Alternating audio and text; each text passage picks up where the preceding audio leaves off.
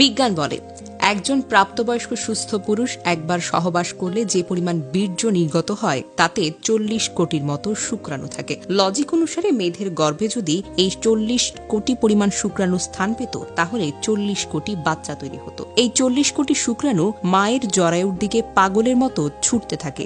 জীবিত থাকে মাত্র 300 থেকে 500টি শুক্রাণু, আর বাকিরা এই ছুটে চলার পথে ক্লান্ত অথবা পরাজিত হয়ে মারা যায়। এই 300 থেকে 500টি শুক্রাণু যেগুলো ডিম্বাণুর কাছে যেতে পেরেছে তাদের মধ্যে মাত্র একটি মহা শক্তিশালী শুক্রাণু ডিম্বাণুকে ফার্টিলাইজ করে অথবা ডিম্বাণুতে আসন গ্রহণ করে। সেই ভাগ্যবান শুক্রাণুটি হলো আপনি কিংবা আমি অথবা আমরা সবাই। কখনো এই মহাযুদ্ধের কথা আপনার মাথায় এসেছে?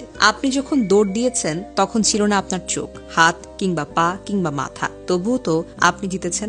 আপনি যখন দৌড় দিয়েছেন তখন আপনার ছিল না কোনো সার্টিফিকেট, ছিল না মস্তিষ্ক, তবু আপনি জিতেছেন।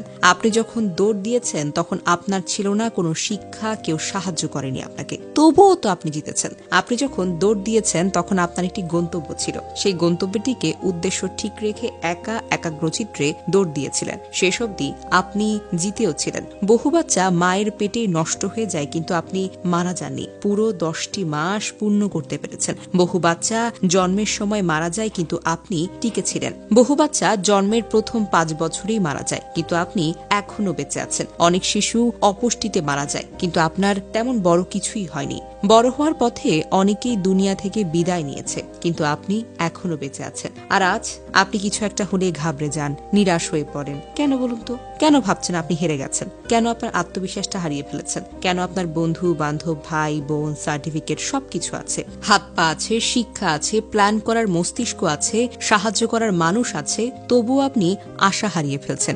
যখন আপনি জীবনের প্রথম দিন হার মানেননি, 40 কোটি শুক্রাণুর সাথে মরণপণ যুদ্ধ করে ক্রমাগত দৌড় দিয়ে কারো সাহায্য ছাড়াই প্রতিযোগিতায় একাই জয়ী হয়েছেন, তাহলে আজ হতাশ কেন? কেন আপনার লাইফ থেকে কেউ চলে গেলে আপনি মেনে নিতে পারেন না? কেন আপনি কিছু একটা হলেই ভেঙে পড়েন? কেন বলেন আমি আর বাঁচতে চাই না? কেন বলেন আমি হেরে গিয়েছি? এমন হাজারো কথা তুলে ধরা সম্ভব, কিন্তু আপনি কেন হতাশ হয়ে পড়ে আছেন? আপনি কেন হারবেন? কেন হার মানবেন? আপনি শুরুতে জিতেছেন, আপনি শেষেও জিতবেন, মাঝপথেও আপনি জিতবেন। নিজেকে সময় দিন, আপনার মনটাকে প্রশ্ন করুন কি প্রতিভা আছে আপনার। মনের চাওয়াকে সব সময় মূল্য দিন, দেখবেন আপনি জিততে পারবেন। শুধু নিজের মনের জোর নিয়ে যুদ্ধ করতে থাকুন, দেখবেন একদিন আপনি জিতে যাবেন।